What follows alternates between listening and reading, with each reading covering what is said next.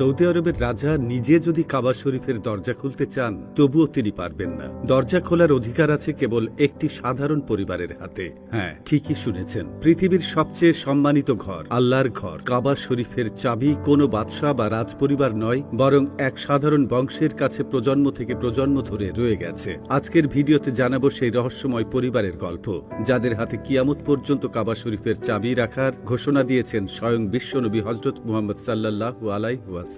কাবা শরীফ ইসলামের পবিত্রতম স্থান। মুসলমানদের কেবল নামাজের দিক নির্দেশনায় নয়, বরং দোয়া থেকে শুরু করে হজের সব ইবাদতের কেন্দ্রবিন্দু এই ঘর। কিন্তু জানেন কি, এই ঘরের দরজার দায়িত্ব পৃথিবীর সবচেয়ে শক্তিশালী বাদশাহ বা শাসকের কাছেও নেই। ইতিহাস বলছে প্রাক ইসলামী যুগ থেকেই কাবা শরীফের চাবি সংরক্ষণ ও দরজা খোলার দায়িত্ব ছিল বনু সাইবা গোত্রের হাতে। এই পরিবার প্রজন্ম থেকে প্রজন্ম কাবার চাবি বহন করে আসছে। এমনকি ইসলামের আবির্ভাবের পরও সেই দায়িত্ব তাদের হাত থেকে কেড়ে নেওয়া হয়নি। খ্রিস্টাব্দ 630 সাল, মক্কা বিজয়ের ঐতিহাসিক দিন। নবী করিম সাল্লাল্লাহু আলাইহি ওয়াসাল্লাম মক্কায় প্রবেশ করলেন। তখন কাবা শরীফ বন্ধ ছিল। তিনি কাবার চাবি চাইলেন। চাবি এনে দেওয়া হয় ওসমান ইবনে তালহা রাদিয়াল্লাহু তাআলা আনহুর কাছ থেকে। রাসূল সাল্লাল্লাহু আলাইহি ওয়াসাল্লাম নিজ হাতে দরজা খুললেন, ভেতরে প্রবেশ করলেন এবং 2 রাকাত নামাজ আদায় করলেন। সবাই অপেক্ষা করছিলেন কাদের হাতে যাবে এ দায়িত্ব।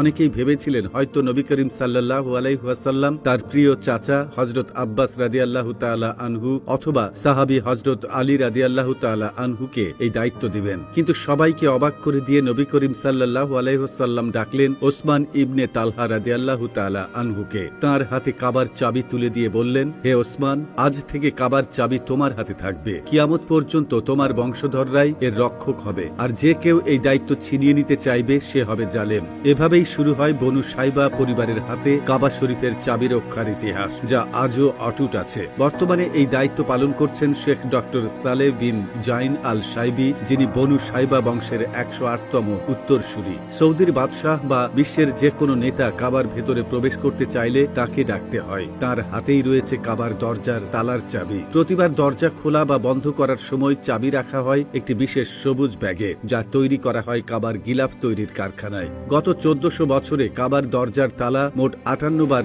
পরিবর্তিত হয়েছে। সর্বশেষ পরিবর্তন হয় 2013 সালের 18ই নভেম্বর, যখন 18 ক্যারেট সোনার নতুন তালা বসানো হয়। বর্তমান চাবির দৈর্ঘ্য 35 সেন্টিমিটার। পুরনো চাবি ও তালাগুলো সংরক্ষণ করা হয়েছে বিশ্বের বিভিন্ন দেশের জাদুঘরে। তুরস্কের ইস্তাম্বুলের তোপকাপি প্যালেসে রয়েছে 54টি চাবি, ফ্রান্সের প্যারিসে আছে 2টি, আর মিশরের কায়রোতে আছে 1টি চাবি। শত শত বাদশাহ, সুলতান, শাসক এসেছে গেছে, ক্ষমতার পালাবদল হয়েছে অগণিতবার, কিন্তু একটি দায়িত্ব কখনো বদলায়নি। কাবা শরীফের চাবির রক্ষক